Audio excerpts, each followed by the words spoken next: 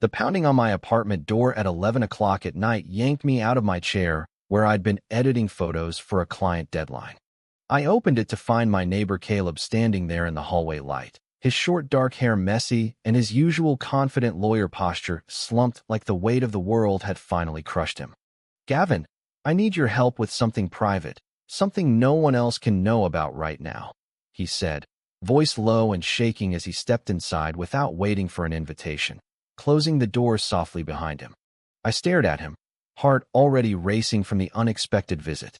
Caleb had lived next door in our sleek Seattle high-rise for almost 2 years. At 31, he was the guy everyone noticed, sharp suits during the week, easy smiles on weekends when we'd share a beer on the balcony and talk about everything from court cases to my freelance photography gigs. I'd always thought of him as straight, the kind of successful, good-looking man who dated casually but never brought anyone around. At 28, I was the quieter type, single after a string of short relationships with women that never felt quite right, focused on building my career in a city that never stopped raining. "What's going on, man? You look wrecked," I said, motioning him to the couch while the city lights sparkled through the floor-to-ceiling windows. He sat down, elbows on his knees, hands clasped so tight his knuckles whitened. "My parents are flying in from Texas tomorrow. Conservative, church every Sunday, the full traditional package. They've been pushing me hard about settling down, bringing home a nice girl, starting a family. I can't keep dodging it anymore. Gavin, I'm gay. I've known it since college, but I've never told them. The thought of disappointing them, of the lectures and the silence that would follow, it's paralyzing. They're planning this big family dinner at their hotel Saturday night, and they expect me to introduce someone special. I need you to pretend to be my boyfriend. Just for the weekend. Please." The words landed like a punch I didn't see coming. My neighbor, the guy I joked with over football scores, was trusting me with his deepest secret. I wasn't shocked by the gay part. Seattle was full of open lives, and I'd marched in pride parades with friends. But being asked to step into the role myself, that hit different. Still, the desperation in his blue eyes pulled at something protective inside me. I'd always been the reliable friend, the one who showed up when things got tough. "Okay," I heard myself answer before my brain could list all the reasons this could go wrong. "I'll do it, Caleb. But we have to make it convincing. Tell me everything I need to know." Relief washed over his face so fast it almost made me smile.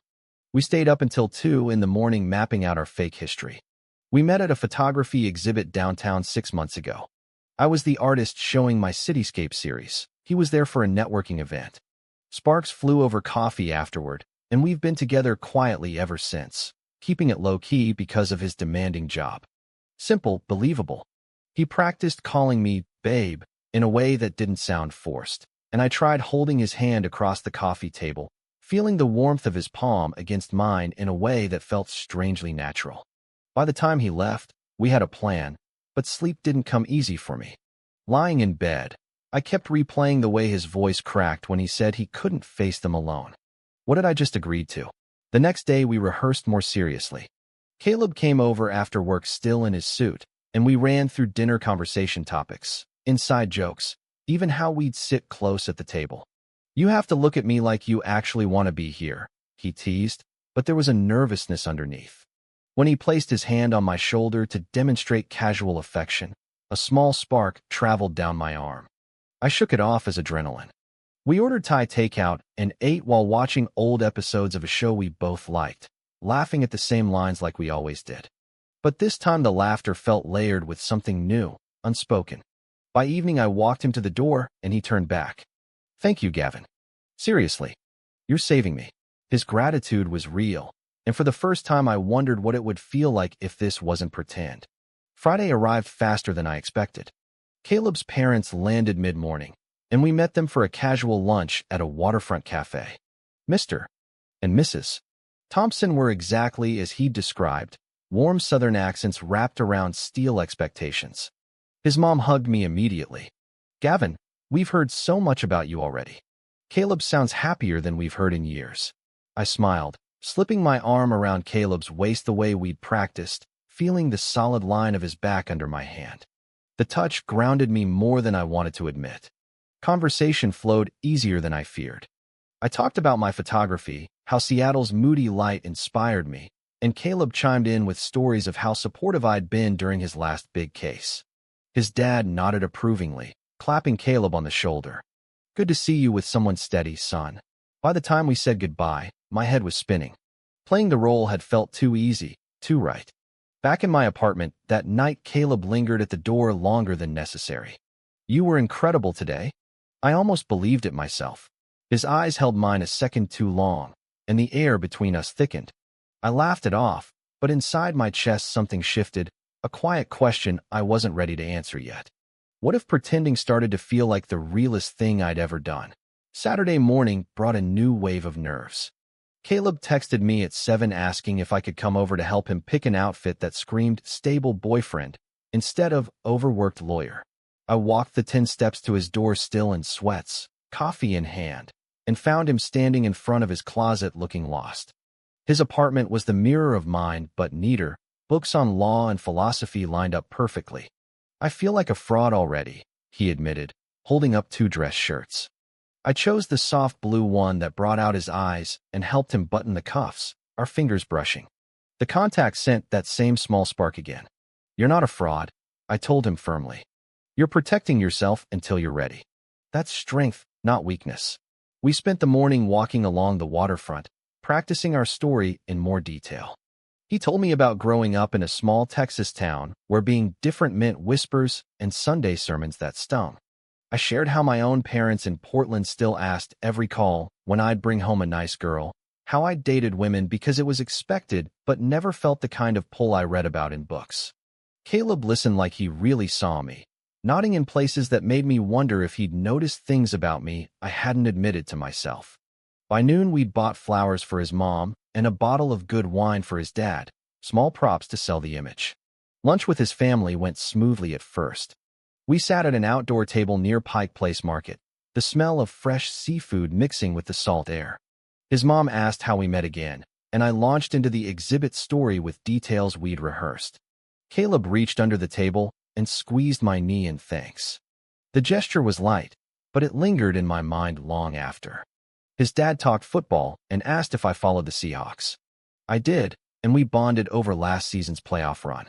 For a moment it felt real, like I belonged at this table not as an actor, but as part of something genuine. That afternoon Caleb suggested we grab coffee alone to decompress. We found a quiet corner in a Capitol Hill cafe, the kind with mismatched chairs and indie music playing low. You're better at this than I deserve, he said, stirring sugar into his latte. His eyes met mine across the small table and held. I keep thinking how lucky I am to have a friend like you. The word friend landed differently today. I wanted to tell him it didn't feel like friendship anymore, but the word stuck. Instead, I joked about how his mom already loved me more than my own did sometimes. We laughed, but the tension underneath stayed. Back home, we prepared for the big dinner. Caleb paced while I helped him practice a goodnight kiss on the cheek, something his parents would expect. When he leaned in close, the scent of his cologne mixed with the faint trace of coffee, and my pulse jumped. The kiss landed soft and quick, but I felt it all the way to my toes. See? Natural, he said, voice a little rough. I nodded, but inside my thoughts raced. Was this acting, or was I discovering something I'd buried? The evening arrived with rain tapping the windows. We drove to the hotel in my car, his hand resting on my thigh during the short trip. It was part of the act, but the warmth felt intentional. His parents had reserved a private room with white tablecloths and soft lighting. Conversation started light, stories of Caleb's childhood, my work travels. Then his mom turned to me. Gavin, do you see a future with our son? Marriage, maybe kids someday. The question hit like a spotlight. Caleb froze beside me. I swallowed and answered honestly from a place I didn't know existed. I see a future where we're both happy and honest with who we are. That's what matters most. Caleb's hand found mine under the table again, this time gripping harder, and when I glanced at him, there was something raw in his expression. Gratitude, yes, but also wonder. Dinner ended with hugs and promises to meet for breakfast. In the car on the way home, Caleb was quiet. You didn't have to say that, he finally murmured. But thank you. It meant more than you know. We parked and walked up to our floor in silence. At his door, he turned to me. Gavin, this weekend is saving me.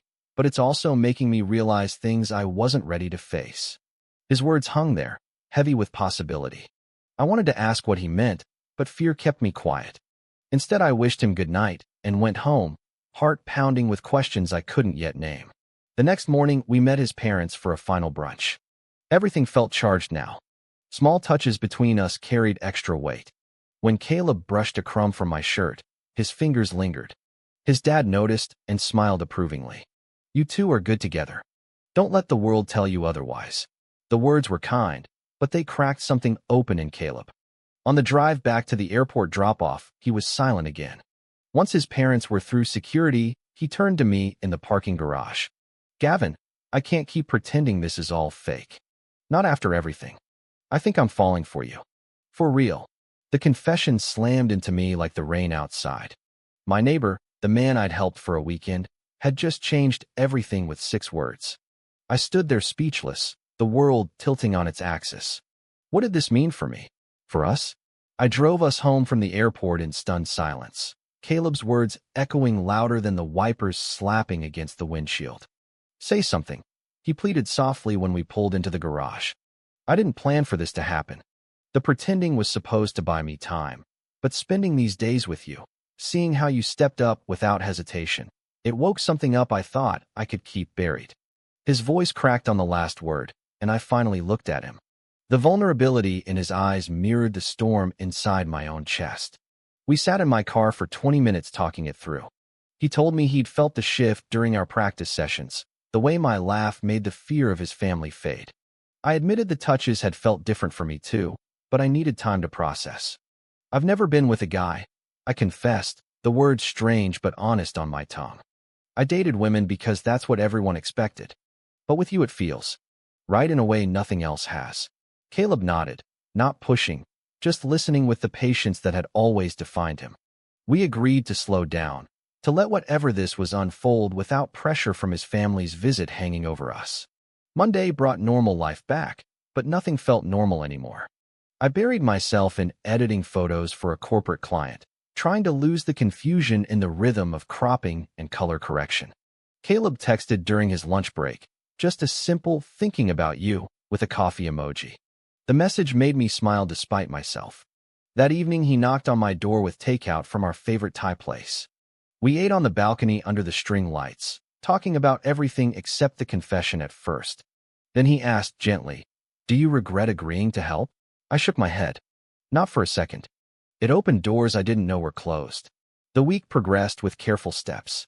We went for runs along the waterfront trail, our strides sinking naturally. Caleb shared more about the pressure he'd carried since high school, the secret dates he'd hidden, the fear of losing his parents' love. I opened up about my own family's traditional views, how they'd reacted coolly to my choice of creative career over something stable.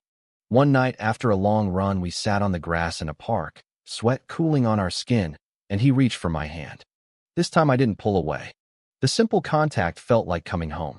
But real life has a way of testing new beginnings. My best friend Marcus called midweek, asking why I'd been dodging our usual bar nights. I told him about Caleb, framing it as helping a neighbor at first, then admitting the feelings were growing real. Marcus laughed it off at first, then grew quiet. "Dude, be careful. You've always been the straight one in our group. Don't let him confuse you." His words stung more than I expected, planting the first seed of doubt. Was I confused, or was I finally seeing clearly? Thursday brought the first real conflict. Caleb had a big court hearing, and I surprised him by showing up at the courthouse with coffee afterward. We hugged in the lobby, nothing dramatic, but a colleague of his saw and raised an eyebrow. Later, Caleb texted that rumors were already swirling at his firm. "They don't know the full story yet, but I hate hiding." I reassured him we'd figure it out together. That night we cooked dinner at my place, simple pasta and salad, and the domestic feel of it wrapped around us like a blanket. When he left, he kissed my cheek again, this time slower, and I turned my head just enough that our lips brushed. The innocent contact sent electricity through me. Friday evening, we decided to make our relationship public in small ways. We went to a neighborhood bar where my friends sometimes hung out. Marcus was there, and the introduction was awkward. "This is Caleb, my boyfriend," I said, the word feeling both foreign and perfect. Marcus shook his hand, but his smile didn't reach his eyes. Later, when Caleb stepped away for a drink, Marcus pulled me aside. "You sure about this? He's a good guy, but you've never mentioned feeling this way before. Don't rush into something because you feel sorry for him." The words landed like a betrayal from someone I'd trusted for years. I defended Caleb fiercely, but the doubt Marcus planted grew roots overnight. Saturday, we hiked in the mountains outside the city, the fresh air clearing some of the fog. Caleb sensed my distraction and asked what was wrong. I told him about Marcus. He listened without anger, then shared his own fears of losing professional respect if the firm found out. We sat on a log overlooking the valley, and he took both my hands. "Whatever happens, I'm not using you. This is real for me." His sincerity melted the doubt. We hiked back hand in hand, the trail empty enough that it felt safe. That evening back home, we watched a movie on my couch, his head eventually resting on my shoulder. The simple closeness filled a space I hadn't known was empty. But Sunday brought the first real test from my side. My sister Emily called from Portland. She'd heard from our parents that I'd been distant. When I mentioned Caleb, her reaction was immediate. "Gavin, this isn't you. Mom and Dad are going to freak. Are you sure he's not just experimenting?" Her words echoed Marcus's doubt, and I hung up frustrated. Caleb noticed my mood when he came over later. We talked for hours about family expectations, how both our upbringings had taught us to hide parts of ourselves. By the end, I felt lighter, stronger. "We're in this together," I told him, and meant it. The week ended with a quiet promise. Caleb had a work trip coming up, but before he left, we spent Sunday afternoon on my balcony planning a real first date for when he returned. The future stretched ahead full of possibility, but I could feel the shadows of misunderstanding and family pressure gathering at the edges. Still, for the first time, I wasn't afraid of what I was becoming. Caleb's work trip to Chicago lasted 5 days, and the distance gave me time to think without the constant warmth of his presence clouding my thoughts. We texted every evening, sharing small moments from our days, and each message deepened the connection. On the third night, he called, voice tired from long meetings. "I miss the way you look at me when you think I'm not noticing," he said softly. I laughed but admitted I missed him too. The admission felt huge, like crossing a line from pretend to permanent. When he returned Friday evening, I picked him up at the airport, and the hug we shared in the arrivals hall was tighter than any before. Back at my place, we ordered pizza and talked for hours.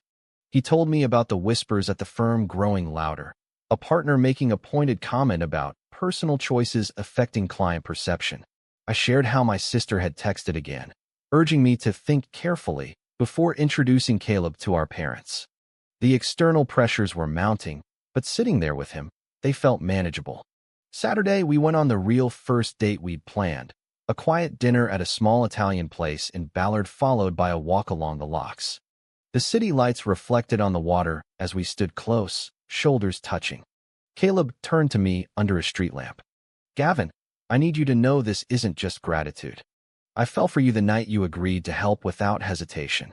His words wrapped around my heart. I pulled him into a hug, whispering that I felt the same. The moment felt like the turning point we'd both been waiting for.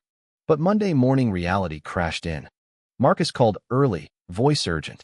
"Dude, I need to talk to you about Caleb. I ran into someone from his firm at the gym. They said he's been using you to cover for some other guy he was seeing. The whole fake boyfriend thing was to hide a real relationship that went bad." The accusation hit like ice water. I defended Caleb instantly, but Marcus insisted he'd heard it from a reliable source. Doubt crept back in, ugly and persistent. When Caleb texted good morning, I didn't reply right away. That evening he knocked on my door, concern etched on his face. "You went quiet today? What's wrong?" I confronted him with Marcus's story, watching his expression shift from confusion to hurt. "That's not true, Gavin. There was no other guy. My last relationship ended 2 years ago, before I even met you. Someone at the firm must be twisting things to stir drama." He pulled out his phone and showed me old messages, proof of timelines that matched his story. Relief flooded me, but the damage from the misunderstanding lingered.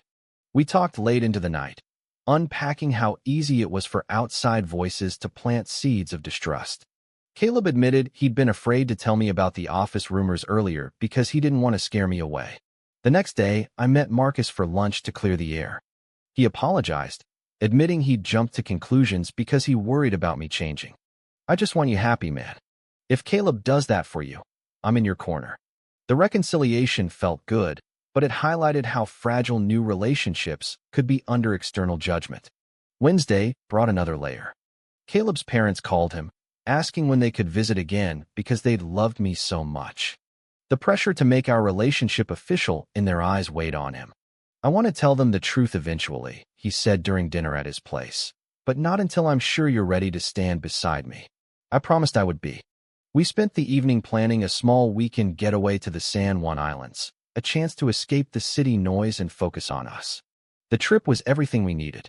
We hiked quiet trails, shared meals overlooking the water, and talked about dreams for the future. On the last night, Caleb took my hand across the dinner table. Thank you for seeing me, Gavin. Not just the lawyer or the neighbor, but the real me. The sincerity in his voice brought tears to my eyes. Back in Seattle, the following week life settled into a new rhythm. We spent evenings together, building routines that felt solid. But the calm didn't last. My parents announced a surprise visit to Seattle for a weekend. The news filled me with dread. I'd hinted at Caleb, but hadn't prepared them for the reality. Caleb offered to step back if I needed space, but I refused. We're doing this together. The decision felt like growth, like choosing honesty over fear. The visit started tense. My parents arrived Friday, and I introduced Caleb over dinner at a nice restaurant. Mom smiled politely, but Dad's questions were pointed. So how long has this been going on? Caleb answered calmly, hands steady on mine. By dessert, the conversation had turned to family values and what people will say. I defended us firmly, surprising even myself. This is who I am. Caleb makes me better. If that's not enough for you, I can't change that. The words hung heavy, but Caleb's proud glance gave me strength. That night after my parents left for their hotel, Caleb and I sat on my balcony. You didn't have to do that for me, he said. I shook my head. I did it for us. The moment marked a shift.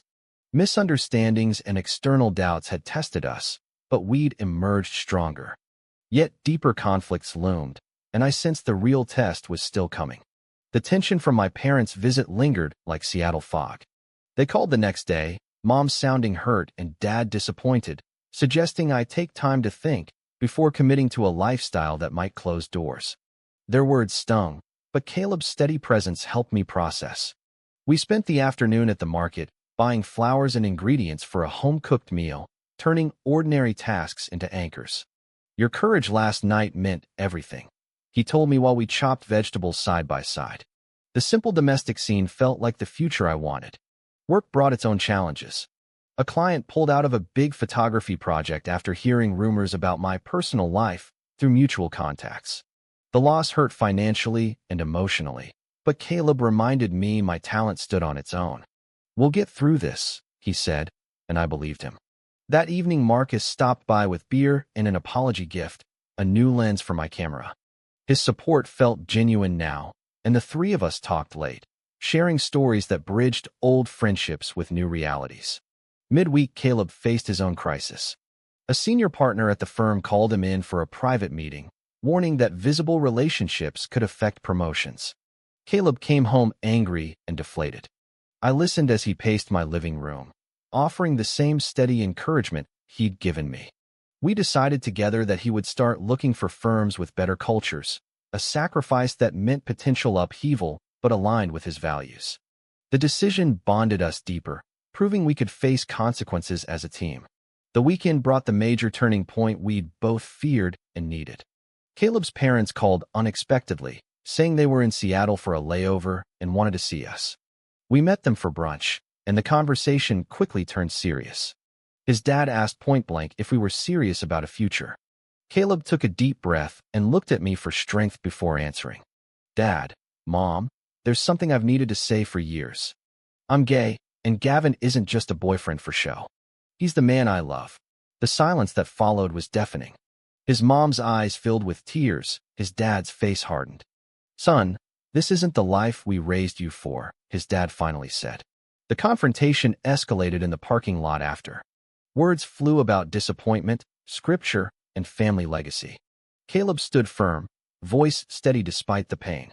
I stepped in when his dad raised his voice. calmly stating that love wasn't a choice and that Caleb deserved acceptance. The moment felt cinematic, the three of us standing under gray skies while rain began to fall. His parents left shaken, but without slamming doors completely. Back at my apartment, Caleb broke down for the first time, years of suppressed fear pouring out. I held him through it, feeling the weight of his sacrifice. He'd risked everything for honesty, and I was proud to stand beside him. That night we talked until dawn. Caleb admitted the confession had been building since the fake weekend, but my support gave him courage. I shared how helping him had unlocked parts of myself I'd ignored. The emotional release brought us closer, but the aftermath loomed. His parents stopped responding to texts, and my own family echoed similar silence. Societal pressure felt real now, but so did our bond. Monday, I made my own sacrifice. I posted a simple photo of us on social media with a caption about finding love where I least expected it. The support from friends was overwhelming, but the backlash from distant relatives and old acquaintances stung. Comments questioned my choices, my career. Caleb saw the posts and pulled me into a tight hug. You didn't have to go public for me, but I had. The act felt like claiming my truth, consequences and all. The week continued with small victories. Caleb had a promising interview at a progressive firm, and my client who pulled out reached out to apologize after seeing my post. Life wasn't perfect, but we were building something resilient. One evening, we drove to the mountains again, parking at our favorite overlook. Caleb turned to me under the stars. Gavin, no matter what families or the world throw at us, I choose you every day. I kissed him then, soft and full of promise, the first real kiss that carried no pretense. The moment crystallized everything we'd fought for. Yet the biggest emotional climax waited just ahead. My parents demanded a video call the next day. The conversation was raw. Mom cried. Dad questioned if this was a phase. I stood my ground, explaining how Caleb had helped me become the man I was meant to be. Caleb sat beside me, silently supportive. When the call ended, I felt drained but free. Caleb wrapped his arms around me. I'm so proud of you. The sacrifice of potential family rifts hurt, but the growth it brought was undeniable. We had faced betrayal from friends, misunderstandings from colleagues, and now direct confrontation from those who raised us. Each step had forged us stronger. As the month ended, the path ahead still held uncertainty, but our foundation felt unbreakable. The journey of self-discovery wasn't over, but we'd chosen love over fear, acceptance over approval. The following weeks settled into a rhythm that felt both new and deeply right. Caleb accepted the job offer at the progressive firm, his relief palpable as he gave notice at the old one. We celebrated with a quiet dinner on my balcony, toasting to fresh starts and honest futures. The city lights below mirrored the hope growing inside me. My photography business slowly rebounded as word spread about my authentic story, clients drawn to the realness behind my work. Caleb supported every late-night editing session, bringing coffee and encouragement exactly when I needed it most. Family wounds began to heal in small, unexpected ways. Caleb's mom texted first, a tentative message asking how he was doing. He replied honestly, sharing photos of our weekend hikes. The conversation opened a door, not full acceptance yet, but a crack of willingness to listen. My own parents surprised me with a card in the mail, simple words about wanting to understand. The gestures weren't grand, but they represented the slow work of bridging divides. We decided together to visit both families separately when the time felt right, no more hiding. Friendships strengthened too. Marcus became a regular at our weekend gatherings, bringing his girlfriend and openly supporting us. Other friends from my old circle reached out with questions and eventual understanding. The community that formed around our truth felt like the family we were building by choice. One evening at a neighborhood block party, a neighbor asked how we met. Caleb told the story of the midnight knock and the favor that changed everything, his arm around my shoulders the whole time. The laughter and applause from the crowd warmed me more than the summer evening air. Challenges still appeared, of course. A distant cousin posted something judgmental online, and a conservative client hesitated before signing a contract. Each time we faced it together, talking through the emotions and choosing responses that honored our growth. Caleb taught me patience. I reminded him of his own strength. The psychological weight of coming out in a world still divided lifted gradually as we proved to ourselves that our love was worth every difficult decision. One crisp fall weekend, we returned to the San Juan Islands, this time as an open couple booking a small cabin. We hiked the same trails, but now every step carried the confidence of two men who had stared down fear and chosen each other. At sunset on the beach, Caleb took both my hands. "Gavin, thank you for seeing the real me that night I knocked on your door. You've given me a life I didn't dare dream of." I pulled him close, the sound of waves matching the steady beat of our hearts. The kiss we shared under the orange sky sealed everything we'd built through misunderstanding, betrayal, sacrifice, and hard-won truth. Back in Seattle, life continued its beautiful, ordinary way. We merged households gradually, my apartment becoming ours with his books mixing with my cameras. Mornings brought coffee together, evenings brought conversations that deepened our bond. The journey of self-discovery had transformed us both. Caleb stood taller, free from the weight of secrets. I walked through the world with a clarity I'd never known, proud of the man I had become by his side. Society's pressures and family expectations no longer defined us. We defined ourselves. Months later, on the anniversary of that fateful midnight knock, Caleb planned a surprise. We returned to the same Italian restaurant where we'd first met his parents. Over dessert, he slid a small box across the table. Inside was a simple keychain engraved with our initials and the date of his confession. "For all the doors we've opened together," he said. I laughed through happy tears and promised we'd keep opening more. The evening ended with a walk home under the stars, hands linked without hesitation. Our story wasn't perfect, but it was ours, built on courage, honesty, and the kind of love that grows stronger through every test. The path ahead held more conversations with families, more professional milestones, and more quiet moments that made everything worthwhile. In a modern world still learning acceptance, we'd found our place. True or false? Is authentic love always worth the pain of family rejection and self-doubt?